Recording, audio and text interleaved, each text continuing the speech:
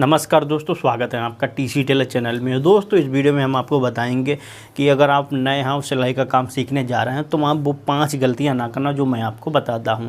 अगर ये गलती नहीं करेंगे तो आप बहुत ही अच्छे से सीख भी जाएंगे और आगे चल के आपका कैरियर भी बन सकता है या बन जाएगा। क्योंकि ऐसे अगर आप ऐसे ही जा रहा है काम सीखने तो आपको बहुत ज़्यादा बाद में दिक्कत हो सकती है। तो क्या क्या चीज़ें हैं, क्या क्या पॉइंट हैं, वो इस वीडियो में हम आपको बताएंगे। क्योंकि मैंने काम सीखा इसलिए मैं आपको उसका अनुभव बता देता हूँ।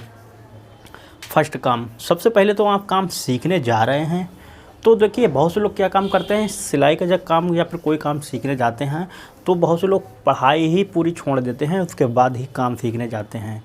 तो आप ऐसा ना करें। क्योंकि मैं जाता था तो मैं पढ़ाई भी करता था और दोपहर बाद जब खाली हो जाता था तो जाता था काम सीखने। क्योंकि हम काम सीखने जा रहे हैं, हमें करना तो है नहीं, अभी हम सिर्फ सीखने जा रहे हैं। तो इससे क्या होता है कि आपकी पढ़ाई भी उधर पूरी होती रहेगी।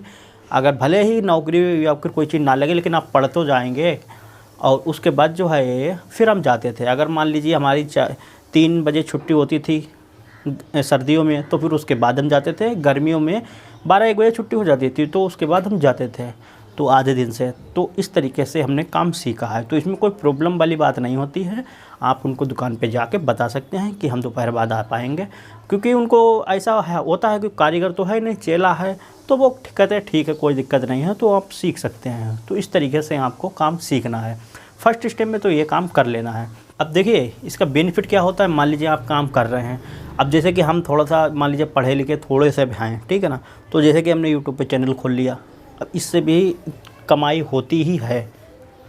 और अगर हम कोई ऑफलाइन में काम करते हैं तो उससे भी होती है, तो डबल इनकम हो जाती है। या फिर आप मान लीजिए कहीं और भी जा रहे हैं तो फिर थोड़ा बहुत आपको पढ़े लिखे होना चाहिए। अब देखिए, बात कर लेते हैं दूसरे स्टेप की। बहुत से लोग दुकान पे जाते हैं तो ऐसे ही काम सीखने चले जाते हैं किसी भी दुकान पे।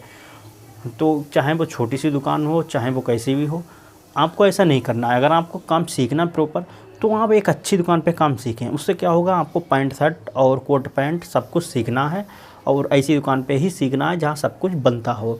इससे क्या होगा कि आपकी एक तो आप बढ़िया दुकान पे सीखेंगे तो अच्छे से आपको कटिंग और फिटिंग आपकी बहुत ही बढ़िया रहेगी जो भी आप काम करेंगे। तो इसलिए आपको बेहतर दुकान पे ही काम सीखना है, क्योंकि अपना टाइम बर्बाद नहीं करना है। ओके, तो दूसरा स्टेप में तो ये क्लियर हो गया। अब बात करते हैं तीसरे स्टेप की। बहुत से लोग काम सीखते हैं तो फिर ऐसे ही सीखते हैं, मतलब वो ध्यान नहीं देते हैं काम पे। लेकिन आपको ऐसा नहीं करना, आपको मन लगा के काम सीखना है।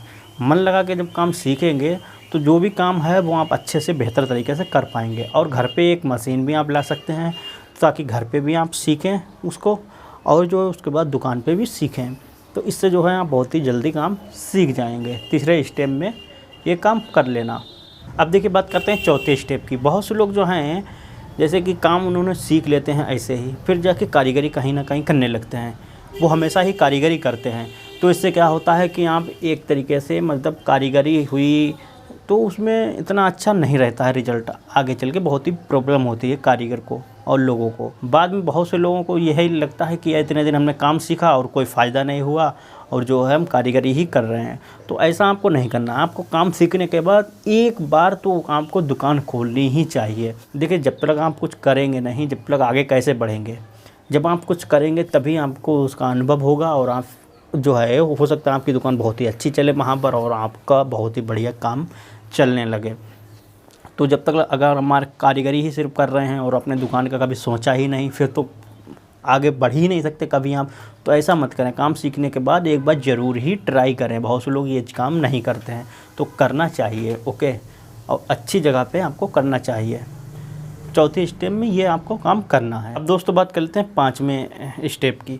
जैसे कि आपको पता ही है, सिविल का काम काफ़ी डाउन रहता है पहले के हिसाब से। पहले रेडीमेड नहीं इतना चलता था, अब 90% लगभग रेडीमेड चलने लगा, 80%। तो इसकी वजह से प्रॉब्लम होती है।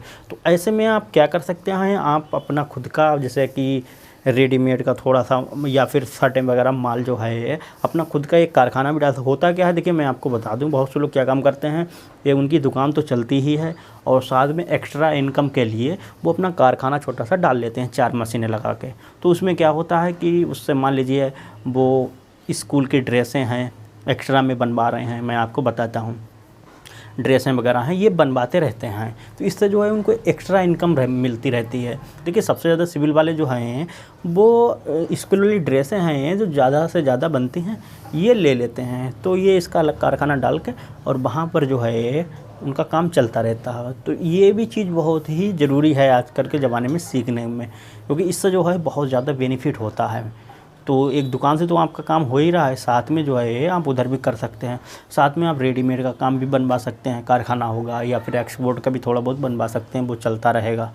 तो इस तरीके से भी आपको काम कर लेना है। तो उम्मीद करता हूँ दोस्तों ये वीडियो आपको अच्छा लगा होगा। वीडियो अच्छा लगा हो वीडियो को लाइक करें, शेयर करें, चैनल पे पहली बार आए सब्सक्राइब कर बेल आइकन पे ज़रूर क्लिक कर लें। मिलते हैं नए वीडियो के साथ, तब तक के लिए नमस्कार।